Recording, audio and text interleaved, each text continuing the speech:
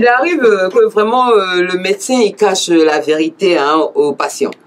Oui. On arrive souvent même le médecin il est là, il tourne, il met là, on met une perfusion, il fait une autre ordonnance, tout ça, et on voit l'infirmière qui vient, qui voit les parents vraiment qui sont vraiment fatigués par rapport aux dépenses, et l'infirmière qui vient dire aux parents vraiment prenez le vieux, prenez la tata, envoyez-la à la maison parce qu'il n'y a plus rien à faire, ou bien envoyez-la au village parce qu'il n'y a plus rien à faire. On voit ça toujours. C'est pas alors que ça peut créer des cas encore délicats. Oui, l'infirmière qui dit souvent, ah vraiment ça va pas chez le vieux, hein. Oui. Voilà, il a encore 3 mois pour vivre, sinon il va mourir. Oui. Alors que ça le médecin ne dit pas. Ben, c'est pas à l'infirmier de le dire. Donc ça, comment on appelle ça chez vous? C'est innommable. C'est une faute, c'est une erreur. Mais vous êtes d'accord avec moi que ça existe? Ah non, je ne l'ai jamais vu, Binta. Depuis 4 ans ici? Ah non, franchement, souvent par compassion, hein, souvent par compassion. Par compassion, parce que il y a trop de dépenses, le monsieur il est en train de souffrir dans la maladie, oui. Et on vient le voir à côté. Oui. Ah vraiment la famille X, oui, prenez vraiment le patient, envoyez-le en famille, bien au village, parce que oui, il n'a plus assez de temps à vivre. Ah ça, ben heureusement je l'ai jamais vu. C'est au médecin d'informer. Oui. Si la famille a des difficultés, ce qui arrive pour la prise en charge, la famille le verbalise. Oui. Au niveau de l'équipe médicale, on en parle. Ah, docteur, vraiment, les soins là continuent, on n'a pas l'argent.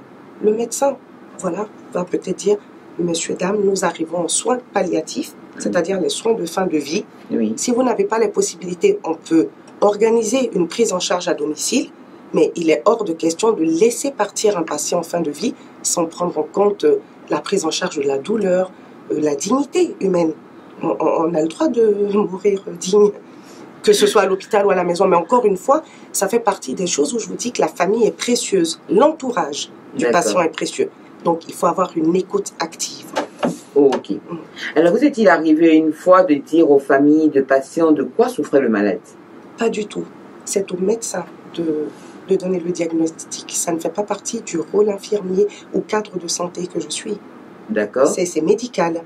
Je n'ai pas donné de diagnostic, je n'ai pas fait d'études médicales. Okay. C'est au docteur. Après, maintenant, en collaboration avec le docteur, voilà, les infirmiers, les cadres de santé, j'ai diagnostiqué tel mal, voilà le protocole à mettre en place pour soulager le patient. Et voilà, nous on exécute, mais encore une fois, ensemble, c'est un travail d'équipe. Un travail d'équipe. Exactement. Alors, Awa Soumaoro, qu'est-ce qui caractérise une bonne infirmière? Waouh! Parce que les infirmières, il y en a beaucoup. Oui. Et souvent, on se plaint dans nos CHU, nos CHR, surtout des médecins, surtout même des infirmiers. Oui. Parce que c'est là que nous pouvons partir, c'est de là que nous parlons. Voilà. Moi, je vais beaucoup au CHU. Là, je salue tous les médecins. Voilà. Et qu'est-ce qui caractérise une bonne infirmière? Ce qui caractérise une bonne infirmière, c'est d'abord, je pense, avant toute chose, aimer ce que l'on fait. Merci. Avoir l'amour du métier, infirmier, nurse, cocooning, prendre soin. Pour moi, c'est d'abord l'amour. Deuxièmement, l'empathie envers le patient. Quand on soigne quelqu'un, Binta, quand on choisit ce métier, il faut choisir la personne, il faut s'occuper de la personne comme si c'était de notre propre personne qu'on s'occupait. Ça s'appelle l'empathie. Bien dit. Même donner à boire à un patient. Ah, monsieur, vous avez soif? Ok, on redresse sa tête.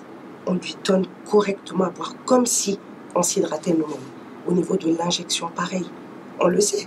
Nous, même si nous sommes soignants, on nous a déjà piqué aussi, non? Bien sûr. Donc, on sait que ça fait mal. Ça fait mal. On sait qu'il faut que ce soit propre. Donc, tu fais comme si tu le fais à toi-même. Donc, les gens qui disent oui, il n'est pas bien, il m'a mal soigné. Ben, pour moi, un infirmier, une infirmière, un médecin, enfin peu importe, un soignant qui fait mal son travail, comme tu es en train de l'insinuer, c'est une personne qui ne s'aime pas elle-même. Parce qu'il faut avoir de l'empathie. C'est-à-dire faire à l'autre comme on aimerait qu'on nous fasse à nous. D'accord. Comme Dieu même l'a dit. Comme Dieu l'a dit. Tu as tout dit. Voilà. L'amour et l'empathie. Voilà. Après la technique, la pratique, il ne faut pas sortir de Saint-Cyr pour savoir faire une injection. Hein.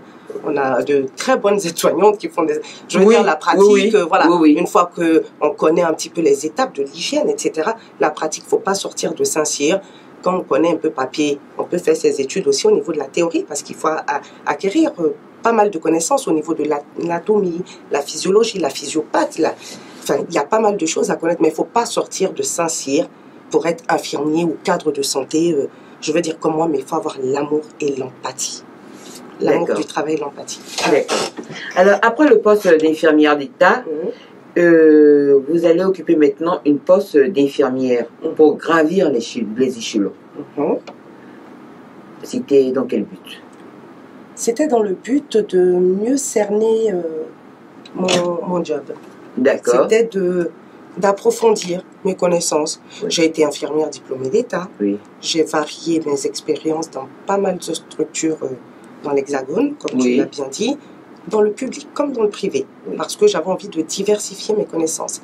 J'ai fait de la cardio, j'ai fait de l'USIC, des soins intensifs. L'USIC, c'est quoi? C'est les soins intensifs de cardiologie. D'accord. Voilà. J'ai fait de la médecine interne, un peu de pédiatrie. Ah, d'accord. Très très peu de maternité, malheureusement. Je suis une sage-femme recalée. Pas trop, mais j'adore. Coucou les sages-femmes, coucou nos mamans. C'est des amours, ces femmes. Elles font un boulot extraordinaire. Et au niveau justement de tout ce qui est maternel, infantile, tout ça, ça bouge au pays aussi. C'est pas mal. Donc, voilà. Et une infirmière, lorsqu'elle veut gravir les échelons, après le poste d'infirmière, qu'est-ce qu'elle peut chercher comme autre poste? Comme autre poste, elle peut d'abord se spécialiser. D'accord. Comme on l'a dit tout à l'heure, Hippolyte. Oui. Elle peut faire d'autres études pour faire du management hospitalier, cadre de santé, comme je l'ai fait. D'accord. Après, donc par contre, je l'ai fait après avoir eu 7-8 ans d'expérience infirmier pur et dur. Parce que on ne peut pas gravir les échelons sans un minimum d'expérience. Bien sûr. Voilà. Après, on devient cadre. Donc, quand on va donner des directives aux infirmiers, il faut qu'ils sachent aussi que ce que tu dis là, toi-même, tu as fait. Tu as fait aussi. Donc, c'est bien beau de gravir les échelons, mais il faut savoir. Donc, après, j'ai gravi, oui, effectivement. Donc, j'ai eu un diplôme d'ingénieur en administration des entreprises. Oui. Parce que je suis plus amenée à manager tout ce qui est paramédical aujourd'hui. J'ai un master en administration des entreprises pour accompagner en fait le côté pratique. Voilà, j'avais besoin d'un... Et c'est pas fini parce que, tu sais Binta, maintenant les infirmiers, on peut être docteur. Hein. Il y a une réforme qui a été faite en France, en Côte d'Ivoire, je pense que ça suit aussi là. Il y a une réforme qui date de juillet 2009, où maintenant les infirmiers diplômés d'État sont dans le système LMD, licence, master, doctorat. Donc, moi, je suis arrivée au niveau master. Si ça s'ouvre au niveau doctorat, Inch'Allah, pour mieux apprendre, enfin, le prendre soin vraiment dans toute sa globalité, être doctorat dans ça, on peut, hein. Donc, peut-être le pays aussi est en train de... on émerge. On émerge, donc, ça il y aura des... En tout cas, au Canada, déjà, il y a des docteurs en soins infirmiers. Ça existe, le doctorat en soins infirmiers. Donc là, pour l'instant, au niveau master, on se calme. Oui. On va acquérir encore pas mal de connaissances parce que j'ai pas mal de choses à apprendre et j'adore. Et c'est bien justement de rentrer au pays parce que quand on rentre souvent, on dit « Oh, celle-là vient de France. » Non, on connaît rien. On vient avec notre... Mais il faut s'adapter au pays. Et c'est ensemble qu'on y arrive. Il faut potentialiser ça. C'est une force énorme. Les infirmiers ici font des actes, mais... Salam, chapeau. Moi, je dis bravo. Franchement, hein, les infirmiers, infirmières. Ah non, mais c'est des... Ils savent des choses, donc on se complète. Nous, on a la connaissance théorique, les protocoles sur l'hygiène, comment bien accueillir un patient, tout ça. Mais c'est pas tout ça. Eux, ils ont une connaissance, même au niveau diagnostic. Ici, les infirmiers me bluffent. Hein. Oui. C'était franchement respect. Donc, on se complète. On a besoin de mettre tous ensemble. Il n'y a pas un qui est mieux que l'autre. Il n'y a pas un qui est plus bas que l'autre. C'est ensemble qu'on va y arriver. Et ce métier, c'est un travail d'équipe. On parle beaucoup de pluridisciplinarité. Donc, il faut bien conjuguer tout ça pour potentialiser nos forces. Et tout ça pour les patients. voilà, qu'on aime. Ok. Alors, tu es coordinatrice en HAD. Qu'est-ce que HAD? Oui, tu as été coordinatrice en HAD. Oui. HAD, qu'est-ce que c'est? C'est de l'hospitalisation à domicile. Hospitalisation à domicile. Oui. Est-ce que ça existe en Côte d'Ivoire? C'est peut-être pas vraiment appelé comme ça. Enfin, on s'adapte au cas par cas, mais pas vraiment développé en structure.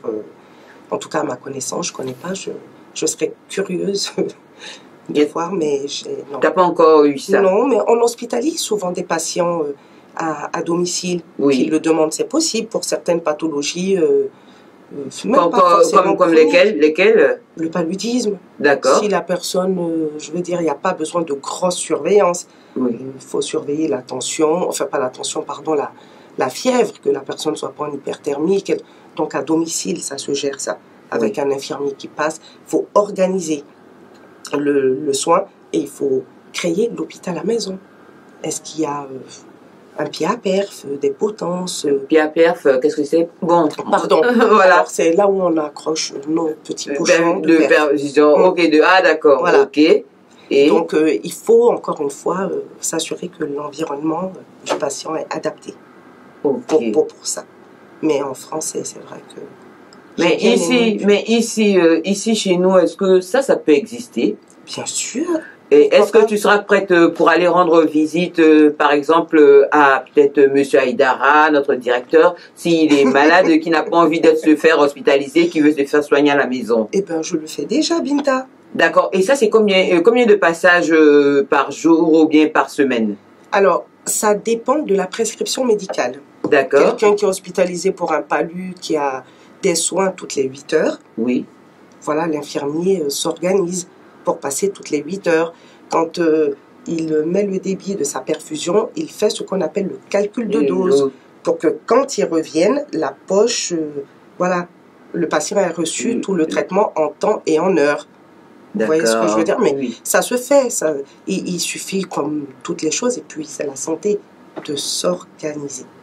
Et toujours bien organisé. Mais pour avoir accès à ce genre d'infirmiers à domicile, c'est une affaire de moyens aussi, hein? Oui, mais... non, c'est sincère, hein, c'est une affaire de moyens. Tu penses? Tu vas venir gratuitement me soigner? Ben non, mais tu ne viendras pas gratuitement non plus te soigner à l'hôpital. Si, au CHU, je vais me soigner gratuitement. Je vais payer peut-être moins de 70%. Oui. Maintenant. Mais il faut que le CHU s'organise pour proposer à ce moment-là. Tu peux bénéficier certainement d'une prise en charge. Ça se discute. Si la prescription vient du CHU, je pense qu'au niveau de la prise en charge financière, le seuil que tu attends au CHU, tout peut se négocier pour le domicile. Alors pour le domicile, c'est le médecin qui suggère ça ou c'est les...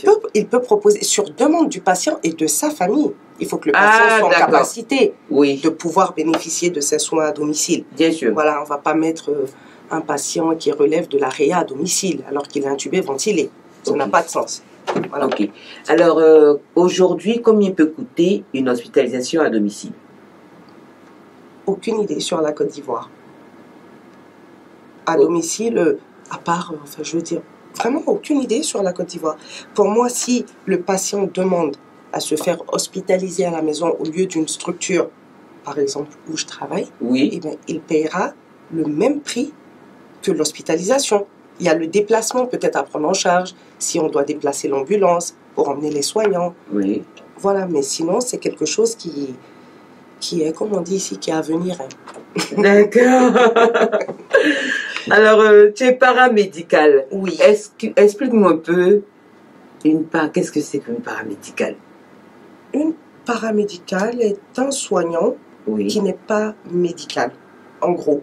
Pour te schématiser, médical, c'est docteur. D'accord, médical, médecine. Oui. Paramédical, c'est à côté. À côté, à peu près. Donc, les à côté, là. Oui. Il y a infirmier diplômé d'État, les IBOD, IAD dont on a parlé, sage-femme, kiné, aide-soignant. Ça, c'est du paramédical. Paramédical, à côté du médical. À côté du médical. Et complémentaire. Ah, d'accord. Et ça, comment est-ce que ça se vit ici? ça évolue, tu apprends beaucoup de choses dans ce domaine-là. Oui. Quand tu compares avec ce que tu as appris dans l'Hexagone et ici, c'est différent ou c'est pareil ou même? Moi, je trouve que les applications sont semblables. Hein. D'accord. À très peu de choses près. Comme je te disais, les infirmiers ici, il y en a, c'est des vrais docteurs. Oui. Franchement, ils ont un sens clinique qui m'épate. Oui. C'est respect. Mais comme vraiment, tu l'as dit, c'est l'amour de la chose. C'est l'amour, et puis il côtoie vraiment le docteur, il le voit faire au quotidien. Souvent, il y a beaucoup de patients à prendre en charge, donc l'infirmier prend le relais parce que il a cet instinct-là, il a envie de sauver. Oui. Donc, les infirmiers, encore une fois, surtout dans les dispensaires, à l'intérieur, c'est respect. Vraiment. Alors, Awas Maoro, tu es une femme, et est-ce qu'il t'est arrivé une fois de porter secours à maman? Oui, à maman. Oui, à ta mère. Oui, j'espère que ça ne se reproduira pas parce que c'est quand même voir sa famille de l'autre côté de la barrière, mais c'est déjà arrivé. Et comment est-ce que tu t'es retrouvée? Ton état d'esprit était comment? Il faut être lucide. Il ne faut pas mélanger sentiment et professionnalisme. C'est pour ça que souvent, dans notre métier, il faut connaître les limites et savoir passer la main. Savoir dire « je ne peux pas », ça ne veut pas dire qu'on est nul. C'est savoir ses limites pour tout soignant. Donc ça m'est arrivé, une fois on m'a appelé « Ah, maman, je ne se sent pas bien ». J'arrive, elle avait de la fièvre, alors qu'elle était tellement pas bien qu'elle-même, elle qui nous a toujours coucounés, toujours soignés, elle n'avait même pas pensé à prendre sa propre température. Donc je l'ai trouvée toute grelottante, elle était déjà à 40. On a pris la tension qui était, ça allait quand même, mais au niveau de la température, elle était fébrile, quoi. Oui. Donc je lui ai même fait une injection ce jour-là, et j'espère que c'est la dernière fois. C'était comment l'état d'esprit? Comme je dis, il faut être lucide. Il faut oublier les sentiments, il faut sauver. En plus, sa maman, il faut sauver maman. Voilà. Donc, maman, je vais te faire mal, hein, mais c'est un mal pour ton bien. Donc, c'est déjà arrivé à maman, aux frères et sœurs. Ça. Oui, mais bon, on n'aime pas trop. Hein, et je pense que mes collègues qui m'entendent savent de quoi tu parles.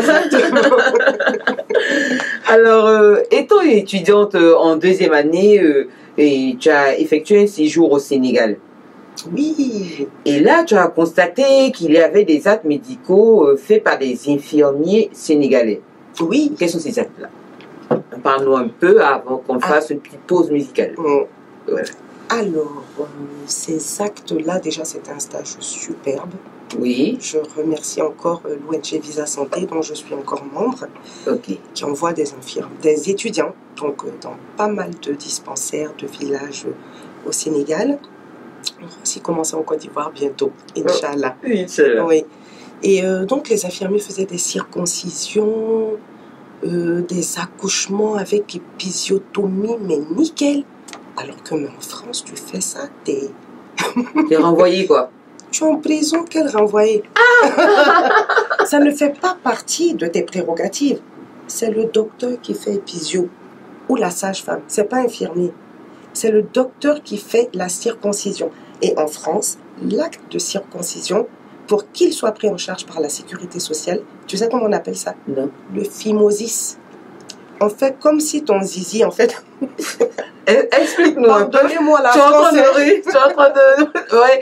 Non, c'est un français. Oui. Mais nos parents français vont se retrouver et ils seront contents d'apprendre, oui. Et même mes collègues, coucou les collègues, vous savez toutes que pour faire la circoncision en France de nos enfants, nos petits garçons, là, on est obligé de mettre le médecin est obligé de mettre phimosis.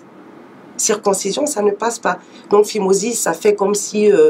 le petit a un problème au niveau du prépuce. En fait, on le médicalise, on médicalise complètement la circoncision pour qu'elle passe au niveau de la sécurité sociale. Sinon, c'est interdit. Alors que chez nous, les infirmiers, ils coupent ça bien, nickel, et au bout de 2 jours, le petit, il est donc chez Chapeau. Et on a des infirmiers en Côte d'Ivoire aussi. Ça, je l'ai vu au Sénégal. Mais ici aussi, ça existe. Oui, ici, et puis, ça se passe très bien. Très bien. Les médecins même les donnent aux infirmiers. Oui. C'est pour ça que je dis on a tellement de choses à apprendre à se compléter. Oui. Tu vois, de l'autre côté, en tant qu'infirmier, il y a des choses que tu ne peux pas faire. Oui, tu ne dois pas, oui, on se dit, tu ne dois tu pas. Tu ne peux même pas te tromper, même, parce que tu... tu vas perdre ta place. Exactement. Et puis, il faut appliquer, il faut respecter aussi ce qu'on te... C'est normal. Oui. Moi, je suis d'accord avec ça, il faut appliquer. Et ici, bon, voilà, ça se fait très bien, quoi. Comme quoi, bon, c'est à discuter. D'accord.